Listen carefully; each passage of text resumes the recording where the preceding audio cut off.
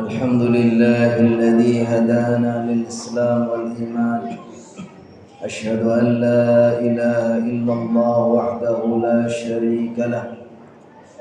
كتب علينا الصيام في شهر رمضان. وأشهد أن محمدا عبده ورسوله أرسله بالهدى والفرقان. اللهم صل وسلم وبارك وأنعم على من أنزل عليه القرآن سيدنا ومولانا محمد وعلى آله وأصحابه وأنصاره وجنوده الذين تمسكوا بأشرف الأديان. أما بعد، فيا عباد الله، أوصي نفسي وإياكم بتقوى الله وطاعته لعلكم ترحمون. يقول الله تعالى في كتابه الكريم وهو أصدق القائلين: يا أيها الذين آمنوا اتقوا الله وقولوا قولا سديدا يصلح لكم أعمالكم ويغفر لكم ذنوبكم ومن يطع الله ورسوله فقد فاز فوزا عظيما. ويقول أيضا في آية أخرى: شهر رمضان الذي أنزل فيه القرآن هدى للناس وبينات من الهدى والفرقان. ويقول صلى الله عليه وسلم: الصيام جنة، فإذا كان أحدكم صائما فلا يرفث ولا يجهل، وإن امرؤ شاتمه أو قتله فليقل إني صائم. صدق الله وصدق رسوله النبي الكريم. Kaum muslimin jamaah salat Jumat yang dimuliakan Allah, mari sama-sama kita memanjatkan pujian dan syukur kehadiratnya atas limpahan rahmat, taufik dan hidayah kepada kita semua, sehingga pada detik ini, hari ini Allah memberikan kepada kita kemudahan untuk bersama-sama bertaqarrub kepadanya melalui ibadah Jumat. Mudah-mudahan Allah Subhanahu wa taala berkenan menerima setiap taqarrub kita, khususnya di bulan Ramadan ini, di mana kita meningkatkan berbagai macam ibadah. Allah membalasnya dengan pahala yang berlipat ganda, dan Allah catat di dalam lembaran-lembaran amal kita. Kaum muslimin jamaah salat Jumat yang dimuliakan Allah, bagi kita Ramadan adalah hadiah dari Allah Subhanahu wa taala. Ramadan adalah momentum yang sangat istimewa, yang seharusnya setiap kita bersungguh-sungguh untuk memaksimalkan berbagai macam amal saleh kita, untuk bersungguh-sungguh meningkatkan kedekatan kita kepada Allah Subhanahu wa taala, untuk bersungguh-sungguh meningkatkan ibadah-ibadah kita kepada Allah, dan lebih fokus kita memperbanyak berbagai macam tabungan amal akhirat kita. Ada 3 hal yang seharusnya setiap muslim menggunakan momentum Ramadan ini untuk kita lakukan. Yang pertama, Ramadan hendaknya menjadi momen untuk memperbaiki batiniah kita, agar Allah perbaiki lahiriah kita. Kita perbaiki batiniah kita, kehidupan batin kita, yang itu akan membuahkan kehidupan lahiriah kita. Man aslaha sariratahu aslahallahu alaniyatahu. Siapa yang memperbaiki batiniahnya, ruhiyahnya, maka Allah akan memperbaiki lahiriahnya. Ramadan adalah momen di mana kita memperbanyak mendekatkan diri kepada Allah beribadah. Dan Allah zat yang maha suci, maha bersih, maha baik, dan dia tidak akan menerima kecuali yang bersih, yang baik. Innallaha thayyibun la yaqbalu illa thayyiban, sebagaimana firman-Nya dalam hadis qudsi. Allah itu zat yang maha bersih, maha suci, maha baik, dan Dia tidak akan menerima kecuali yang baik. Oleh karena itu ketika kita yakini Ramadan ini sebagai momen kita untuk memperbanyak ibadah, mempersembahkan takarrub kita kepada Allah, maka kita tidak akan bisa melakukannya, atau kita tidak akan menikmatinya, atau ekstrimnya tidak akan diterima amalnya, melainkan kita harus betul-betul memperbaiki batiniah kita. Mungkin selama ini batin kita telah dikotori oleh berbagai macam dosa dan maksiat. 11 bulan yang sebelum Ramadan ini kita sudah banyak melakukan berbagai macam kesalahan, kekhilafan, dosa. Karena setiap kita dikatakan oleh baginda sallallahu alaihi wasallam, kullu bani adam khata'. Setiap anak cucu Adam itu bukan sekedar salah, tapi khata', artinya banyak salahnya. Dan setiap dosa, kesalahan ini ternyata akan mengotori batiniah kita. Kata Rasulullah SAW, innal abda idza adnaba dzamban nakata fi qalbihi naktatun sauda. Sesungguhnya seorang hamba bila dia melakukan satu dosa, satu kesalahan, maka akan membekas di dalam batinnya satu noda. Apabila kita sering banyak melakukan maksiat dan dosa, maka noda-noda itu akan menumpuk, berkarat. Kata Allah SWT, kalla bal rana ala qulubihim ma kanu yaksibun. Sekali-kali tidak, sungguh telah meron, telah berkarat, telah menumpuk itu dosa-dosanya, sehingga membekas di dalam hatinya apa-apa yang sudah mereka lakukan.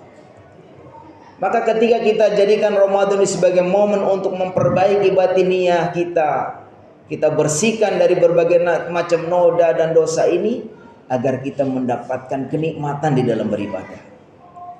Seorang tabi'in ketika dimintai nasihat, Abu Sufyan As-Sawri, Syekh Sufyan As-Sawri ditanya, wahai Tuan Syekh, kenapa saya kok merasa ibadahnya itu berat?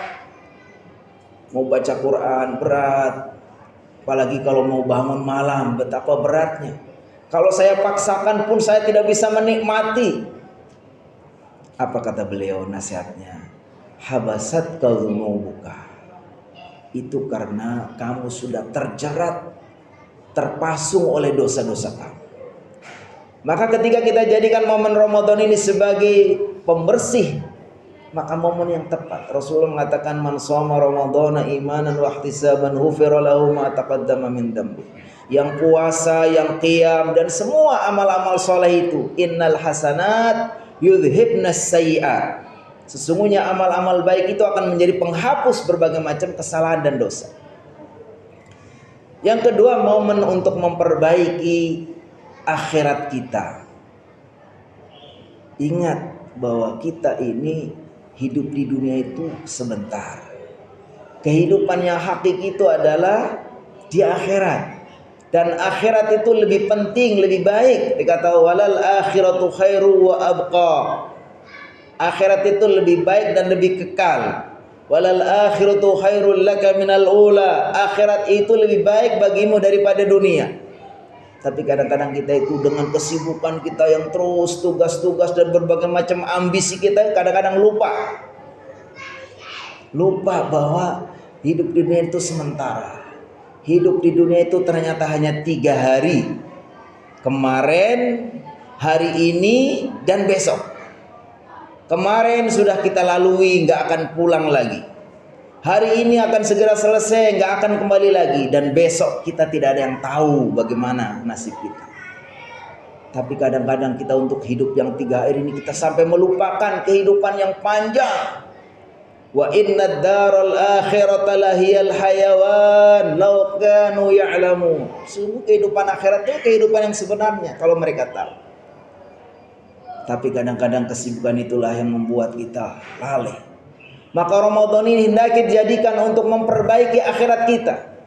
Dan Rasulullah SAW menjelang Ramadan selalu mengingatkan kepada para sahabat, ayun nas, adzallakum Ramadan aw ja'akum Ramadan. Wahai para manusia, wahai sahabatku, sebentar lagi akan datang Ramadan, bulan yang penuh berkah. Allah bukakan pintu-pintu rahmatnya sampai surga dibuka, pintu neraka ditutup, setan dibelenggu. Semua dalam rangka untuk memudahkan, memberikan kemudahan kepada kita untuk memperbanyak akhirat kita, amal-amal akhirat. Bahkan ada satu yang sangat istimewa yang kata beliau, fihi lailatun khairun min alfi syahr. Ada malam yang nilainya lebih baik dari 1000 bulan. Artinya kita hendaknya menjadikan Ramadan itu untuk bersungguh-sungguh kita menabung untuk akhirat kita. Karena sebetulnya akan kita bawa mati itu adalah amal kita. Kata patah mengingatkan, ya man bid dunya ushtahal qad harraka tulul amal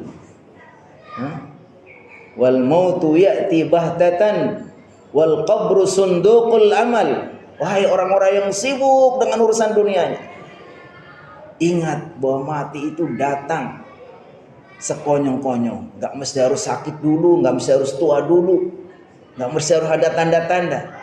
Ingat, mati bisa kapan saja datang.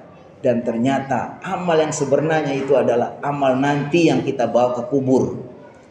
Bukan prestasi dunia, harta yang banyak yang kita kumpulkan, jabatan yang tinggi, populer. Bukan, itu semua tidak akan kita bawa. Wal qabru sundukul amal. Bahwa amal itu yang dianggap amal itu yang menjadi tabungan kita adalah amal yang kita bawa mati. Yang ketiga, saatnya kita memperbaiki hubungan kita dengan Allah, agar Allah juga memperbaiki hubungan kita dengan sesama. Man aslaha ma bainahu wa bainallah, aslahallahu ma bainahu wa bainan nas. Bulan Ramadan ini juga saatnya kita memperbaiki hubungan kita dengan Allah. Bahkan Allah itu menggambarkan Rasulullah SAW bagaimana bersungguh-sungguhnya. Sampai ketika sudah 20, ketika puncaknya Ramadan tanggal 20 ke atas, itu digambarkan oleh istri-istri beliau, oleh Ibnu Aisyah mengatakan, kana Rasulullah SAW idza dakhala asyral awakhir sadda mi'zarahu wa ahya lailahu wa aiqadha ahlahu. Ada Rasulullah SAW kalau sudah 10 hari terakhir itu betapa bersungguh-sungguhnya itu mendekatkan diri kepada Allah, membangun hubungan dengan Allah. Sampai apa? Mereka lakukan iktikaf. Iktikaf itu menyendiri. Sampai ada ulama yang mengartikan itu apa?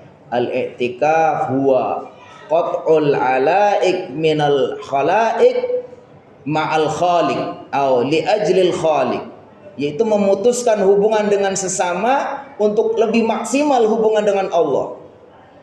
Dia menyendiri. Rasulullah SAW, siapa yang lebih sibuk dari baginda kesibukannya, tapi beliau selalu.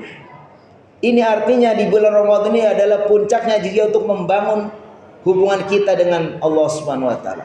Ketika hubungan kita dengan Allah sudah baik, apa garansi dari Allah? Man aslaha ma bainahu wa bainallah, aslahallahu ma bainahu wa bainan nas. Orang yang bisa memperbaiki taqarrubnya hubungannya dengan Allah, maka Allah akan berikan dia perbaikan untuk hubungannya dengan sesama. Atau dengan kata lain, ketika kita di dalam kehidupan ini dengan sesama merasa ada kerenggangan, kurang baik, kehadiran kita pun nggak disuka sama orang, banyak masalah, ya, maka hati-hati, jangan-jangan karena kita hubungan kita dengan Allah Subhanahu wa taala belum kurang baik atau belum kita perbaiki.